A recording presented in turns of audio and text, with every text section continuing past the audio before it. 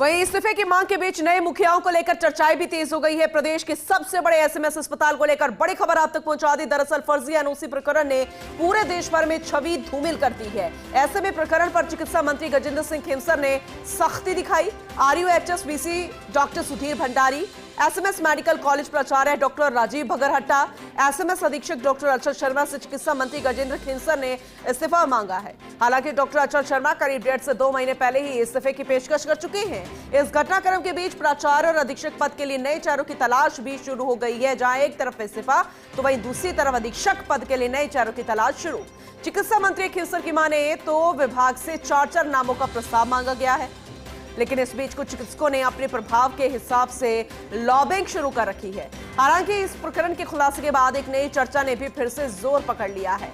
वो ये कि एसएमएस में प्रबंधकीय कार्य के लिए क्यों नहीं नियुक्त किया जाए डेडिकेटेड प्रशासक, साथ ही क्लिनिक कार्य के लिए अलग से किसी चिकित्सक को जिम्मेदारी दी जाए। यदि ऐसा होता है तो काफी हद तक अस्पताल की दिक्कतों का समाधान हो जाएगा। एसोसिएट एडिटर विकास शर्मा हमारे से जुड़ चुके हैं, ज्यादा जानकारी उनसे लेंगे।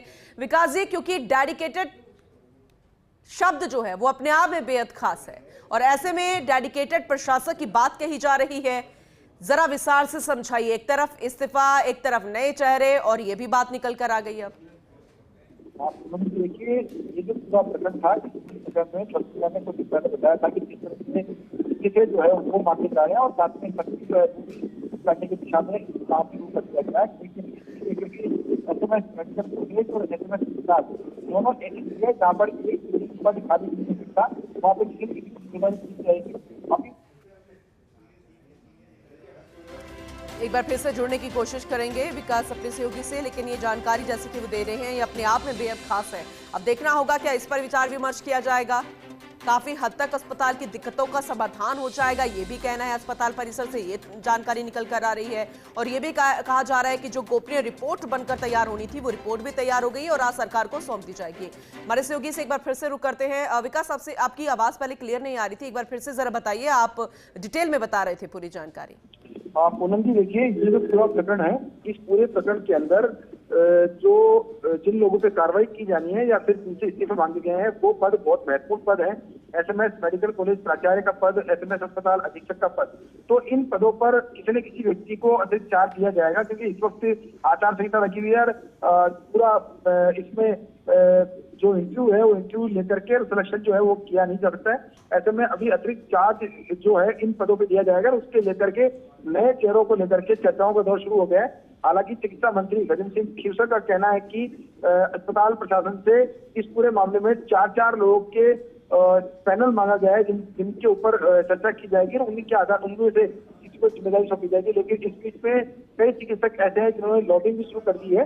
लेकिन लॉबिंग के साथ में एक बड़ा सवाल ये भी है कि आखिर एसएमएस अस्पताल में जिस तरह की अव्यवस्थाएं सामने आई है, जिस तरह का कुप्रबंधन सामने आया, उसके बाद सरकार इस मामले पर विचार कर सकती है कि क्यों नहीं अस्पताल के अंदर प्रशासनिक अधिकारी को लगाया जाए जिसको कि प्रबंधकीय काम का जिम्मेदारी दिया जाए, जिसको कि प्रशासक के रूप में नियुक्त किया जाए और साथ में क्लिनिकल वर्क के लिए डॉक्टर को जिम्मेदारी दी जाए। अगर ऐसा होता है तो निश्चित तौर पर, क्योंकि देखिए प्राइवेट अस्पताल होते हैं वहाँ पे भी जो एडमिनिस्ट्रेटिव वर्क है उसके लिए अलग अधिकारी को जिम्मेदारी दी जाती है और क्लिनिकल वर्क के लिए अलग डॉक्टर को जिम्मेदारी दी जाती है। तो अगर ऐसा होता है तो काफी हद तक की समस्या खामियां हैं उनमें सुधार हो सकता है। सरकार को इस बारे में विचार किया जाना चाहिए।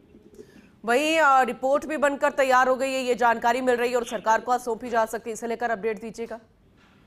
देखिए पूनम जी, सरकार को जो रिपोर्ट है वो संभव है आज या कल के अंदर सौंपी जाएगी। लगभग रिपोर्ट तैयार हो चुकी है।